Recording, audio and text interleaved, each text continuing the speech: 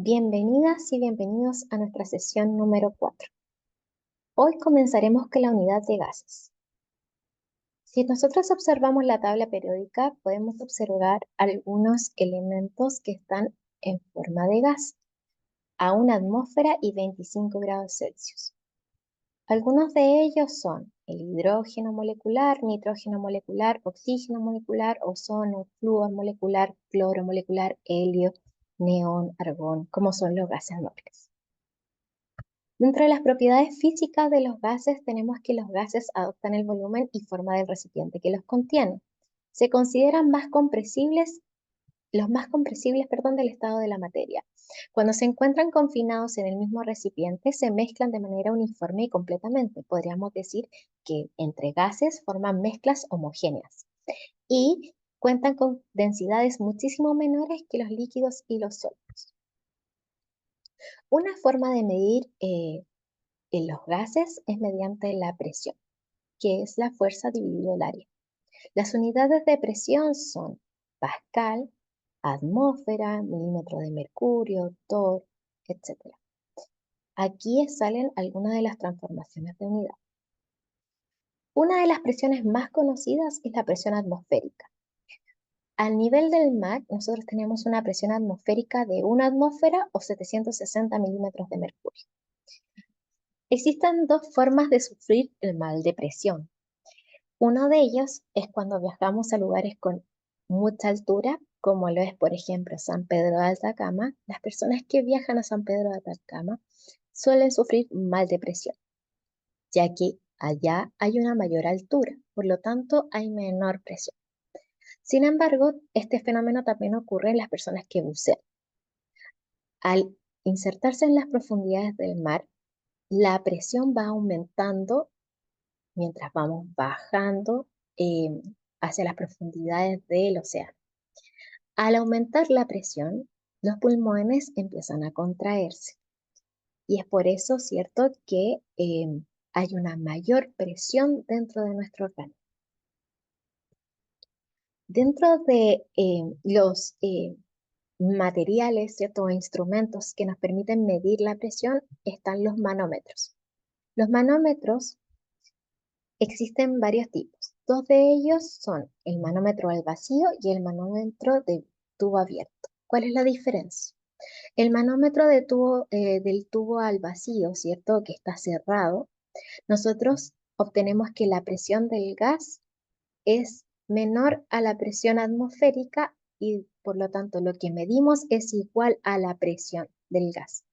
Sin embargo, cuando nosotros obtenemos o medimos en un manómetro de tubo abierto, debemos considerar que la presión atmosférica también está incluida dentro de nuestra medición. ¿Ya? Estas alturas se miden en milímetros y lo que vemos acá sería el mercurio. Por eso se llama milímetros de mercurio. Si nosotros estudiáramos el aparato que mide la presión y relacionáramos con el volumen de un gas, podemos mirar la animación que tenemos al lado izquierdo. Al aumentar la presión, como se ve en el vaso número 2, el volumen del gas disminuye. Si nosotros aumentamos la presión, el volumen del gas disminuye. Si nosotros disminuimos la presión, el volumen del gas aumenta. Una forma de ver esto es mediante la ley de Boyle. A temperatura y cantidad constantes. Cuando hablemos de cantidad, vamos a hablar del número de moles. Si nosotros llegáramos a graficar un experimento de presión y volumen de un gas, obtendríamos la primera gráfica. Supongamos que tenemos un globo a una presión de 0,3 atmósferas y que contiene 4 litros de gas. Si nosotros aumentamos la presión, el volumen del gas disminuye. Ahora, para obtener una ecuación lineal respecto al volumen y la presión, hace falta que grafiquemos la presión versus 1 partido el volumen. De esta forma vamos a obtener una ecuación de la recta. Y podríamos decir entonces que la presión y el volumen son inversamente proporcionales. Es por ello que obtenemos la siguiente fórmula. La presión inicial por el volumen inicial es igual a la presión final por el volumen final. Una forma de poner oye, a prueba esto que estamos viendo, ¿cierto? Es mediante este ejercicio. Una muestra de gas cloro ocupa un volumen inicial de 946 ml a una presión de 726 milímetros de mercurio. ¿Cuál es la presión del gas en milímetros de mercurio si el volumen está reducido a temperatura constante? Se reduce a 154 ml. Utilizando esta fórmula y eh, exponiendo, ¿cierto?, los datos, podemos despejar la presión 2, obteniendo 400-460 milímetros de mercurio. Veamos ahora la expansión y contracción de un gas variando la temperatura. Si nosotros disminuimos la temperatura, el volumen del gas disminuye. Si aumentamos la temperatura, el volumen del gas aumenta. ¿Cómo poner a prueba esta ley? Bueno, te invito a inflar un globo y meterlo al refrigerador en la hielera. Ahí podrás ver al cabo de unas horas que el globo está desinflado. Esto quiere decir que el volumen disminuyó. Si tú lo dejas a temperatura ambiente o al sol, el volumen va a aumentar y el globo se va a empezar a inflar nuevamente, ¿ya? Así nosotros podemos verificar que esta ley sí se cumple. Ahora, esta ley es la de ley de Charles y Gay-Lussac, que habla sobre a presión y cantidad constantes. Si nosotros graficáramos el volumen y la temperatura en Kelvin, entendiendo, ¿cierto?, que para transformar la temperatura a Kelvin debemos sumarle a la temperatura en grados Celsius 273,15. Si nosotros vemos la gráfica, podemos observar que al ir aumentando el volumen, la temperatura aumenta. Esto quiere decir que son directamente proporcionales. La fórmula para este tipo de ejercicios sería que el volumen inicial dividido la temperatura inicial en Kelvin es igual al volumen final por la temperatura, o sea, dividido la temperatura final también en Kelvin. Entonces pongamos a prueba esta fórmula o esta ley. Una muestra de gas de monóxido de carbono ocupa 320 litros a 125 grados Celsius. ¿A qué temperatura el gas ocupará un volumen de 154 litros si la presión permanece constante?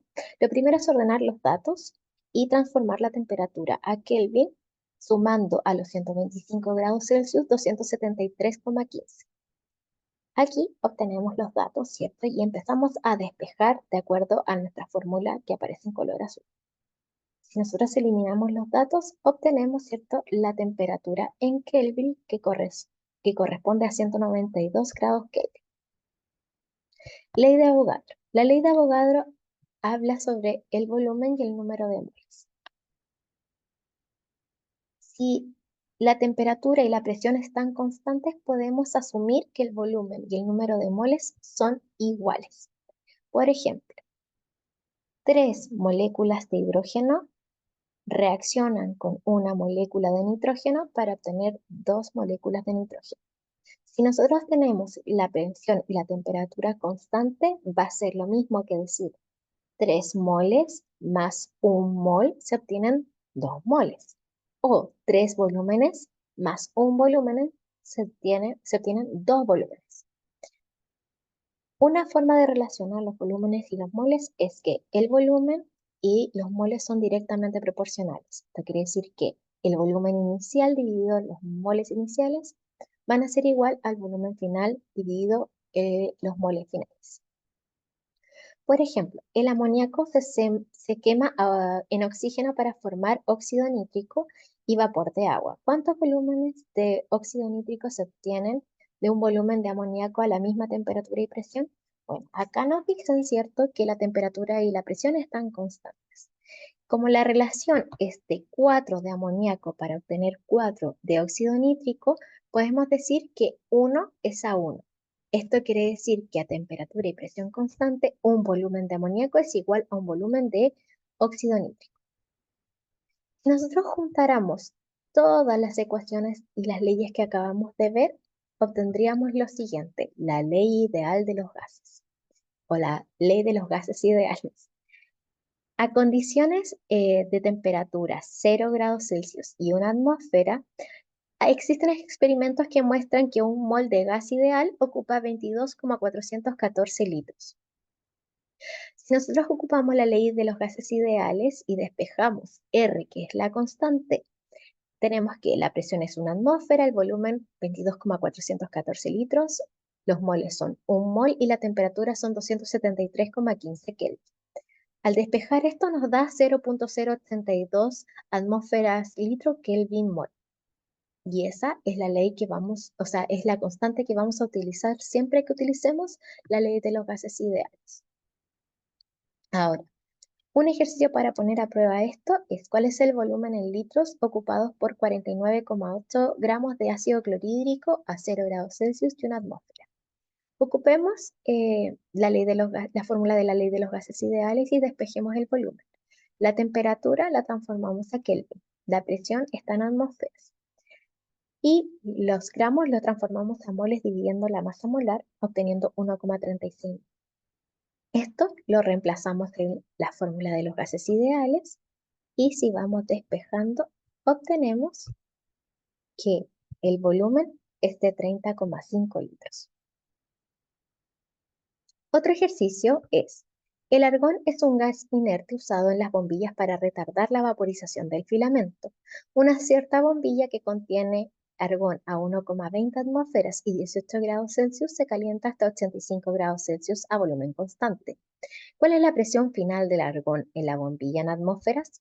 Para ello, lo que vamos a tener que hacer es utilizar siempre la ley de los gases ideales y ver después cuál de ellos son constantes.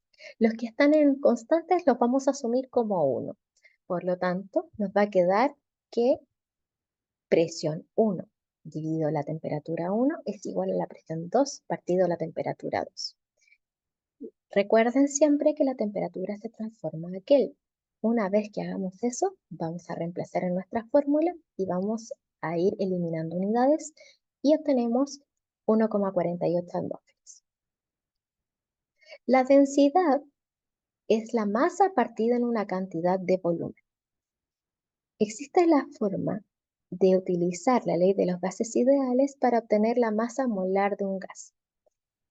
Para ello, necesitamos que la masa molar de un gas va a ser igual a la densidad por la constante por la temperatura dividido en la presión, en donde la densidad del gas debe estar en las unidades de gramos litro. Para obtener la estequiometría de los gases, observemos lo siguiente. Si nosotros queremos hacer estequiometría de gases, primero debemos tener la cantidad en gramos o volúmenes de gases, luego transformarlos a moles de reactivo. Luego de los moles de reactivo, podemos obtener la cantidad de reactivo en gramos o volumen. Un ejemplo de ello es lo siguiente. ¿Cuál es el volumen de dióxido de carbono producido a 37 grados Celsius de una atmósfera cuando 5,6 gramos de glucosa se agotan en la reacción?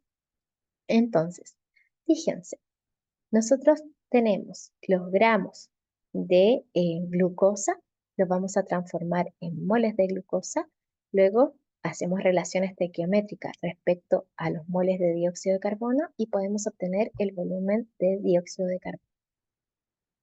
Aquí tenemos un ejemplo que habla sobre la disminución del ozono en la estratosfera, que ha sido un tema de gran preocupación de los científicos en los últimos años.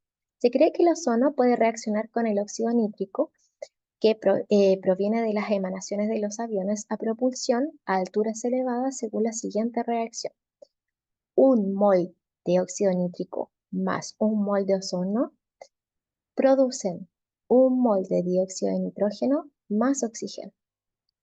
Si tenemos 0,740 gramos de ozono que reaccionan con 0,670 gramos de óxido nítrico, determinemos el reactivo limitante y el reactivo excedente y consideramos, ¿cierto?, qué masa en gramos de dióxido de nitrógeno se va a formar a partir del reactivo limitante.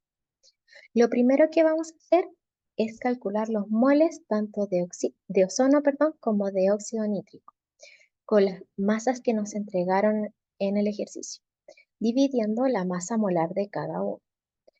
Ahí obtenemos 0.0154 y 0.0223 moles de óxido nítrico.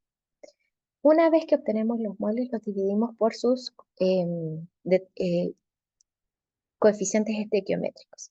Entonces, en el ozono hay un 1 imaginario y en el óxido nítrico también hay un 1 imaginario, así que vamos a dividir por 1, obteniendo la misma cantidad de moles. Una vez que ya dividimos por los coeficientes estequiométricos, podemos ver quién es el más pequeño. En este caso, el más pequeño es el ozono. Por lo tanto, es el ozono nuestro reactivo limitante. Una vez que vemos eso, vamos a calcular la masa a partir del reactivo limitante. Como ya calculé que el ozono es el reactivo limitante, voy a trabajar con los moles de ozono. Y una vez que yo obtengo los moles de ozono, puedo hacer la relación estequiométrica. Luego de obtener la relación estequiométrica, en donde arriba va el dióxido de nitrógeno, que es lo que yo necesito calcular, y abajo van los moles de oxígeno que se van a eliminar con los moles de oxígeno que tengo inicialmente, luego multiplico por la masa molar del dióxido de nitrógeno para obtener la cantidad. Y serían 0,708 gramos de nitrógeno se obtienen a partir del ozono, que es el reactivo limitante. Ahora, observemos la ley de Dalton. La ley de Dalton habla sobre que el volumen y la temperatura son constantes y que las presiones son aditivas. Esto quiere decir que la presión de tanto el reactivo 1 como el reactivo 2 se van a sumar para formar la presión total. Consideremos el caso que existan dos gases que están en un recipiente de X volumen. Na va a corresponder al número de moles de A y Nb va a corresponder al número de B, al número de moles de B. Si nosotros sumamos la presión de A más la presión de B, podemos obtener la presión total. Pero también existe una forma de sacar las presiones parciales. Para sacar las presiones parciales debemos calcular las fracciones molares. ¿Qué es la fracción molar? La fracción molar es los números de moles de, por ejemplo, A dividido el número total de moles. En este caso, número de moles A más número de moles B. Y la fracción molar de B corresponde al número de moles de B dividido los moles totales, que son los números de moles de A más el número de moles de B. Si nosotros queremos sacar las presiones parciales, podemos decir que la presión parcial de A corresponde a la fracción molar por la presión total y que la presión parcial de B es igual a la fracción molar de B por la presión total. Aquí tenemos un ejercicio de una muestra de gas natural que contiene 824 moles de metano, 0,421 moles de C2H6 y 0,116 moles de C3H8. Si la presión total de estos gases es igual a 1,37, nos preguntan por la presión parcial del propano.